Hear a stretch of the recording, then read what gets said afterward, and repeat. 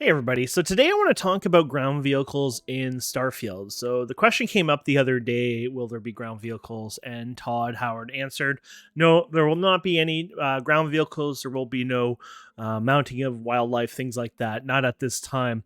And I just want to talk a bit about that and some of the reasons why I think that's not a big deal and why it might even be an okay thing not to have existing, and maybe possibly some limitations in the engine. Now, let's get rid of the negatives first. There could be possibly some limitations with the engine. We don't really know exactly what kind of limitations the actual zones are going to go through. And I don't mean there's limitations by adding mounts or vehicles into the game. They can do that pretty simply. But I mean the land itself, the terrain, how is the entire world seamless? Do you go through multiple zones? Is there a few zones? Is there hundreds of zones on a single planet? Things like that. There's a lot of those types of questions that come into play when it comes to exploration, I guess.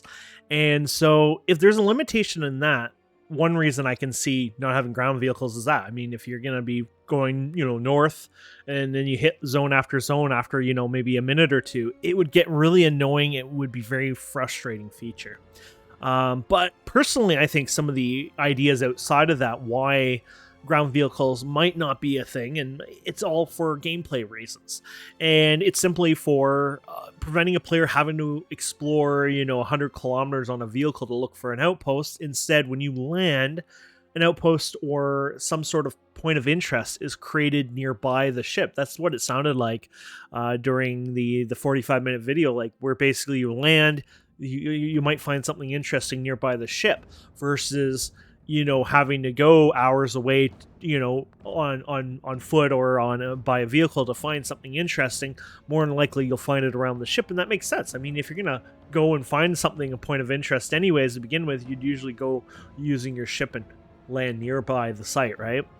Another thing is, if you drive a vehicle, you're losing things like the ability to see something on the ground or ambushes. Like if you're just scooting right through, you might miss an ambush, or some of the life or vegetation that might attack you in a sense won't attack you now because you're in a vehicle. You don't see these details. You lose these details because now all you're doing is spending all your time in a vehicle. Usually vehicles are pretty safe, and so then you don't have all these other things. So then you're going to have to either add more counter effects because now you're in a vehicle to add more of a challenging gameplay, or it becomes kind of boring. You're just always scooting around in a vehicle, you know what I mean? And I would say the third thing is you lose a lot of detail when you have things like vehicles and the ability to fly. Just take World of Warcraft as an example. So in WoW, once we got flying mounts, it was a really cool feature. I love getting around fast because, let's be straight, in World of Warcraft, you're going to point A to point B most of the time. You know what you're doing. That was enjoyable. But at the same time, the game lost a lot of detail. When they started to come out with expansions without flying right away, there was a lot more detail, more enjoyable. Yeah, sure, some areas you'd run by over and over and over, but there was a lot more detail you would miss versus having flying mounts. Even back in vanilla, like I've been flying around and playing vanilla from day one, but I'd go back on foot checking some areas, and it's like, how the hell did I not notice this? You know what I mean?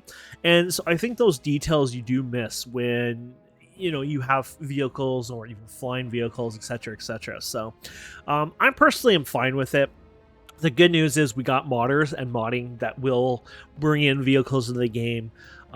You also have to remember that you're going to find certain terrain that's very rough, that has a lot of trees, maybe a lot of rocks, a lot of mountains and hills, things like that, that might make it impossible to even pass through with a vehicle.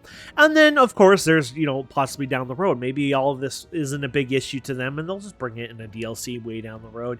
You never know. But either way, I'm fine with not having vehicles as long as the game engine itself is nice and stable. I'm happy personally, because it's all about the modders. I just hope they expose more APIs so we don't have to use a third-party script engine.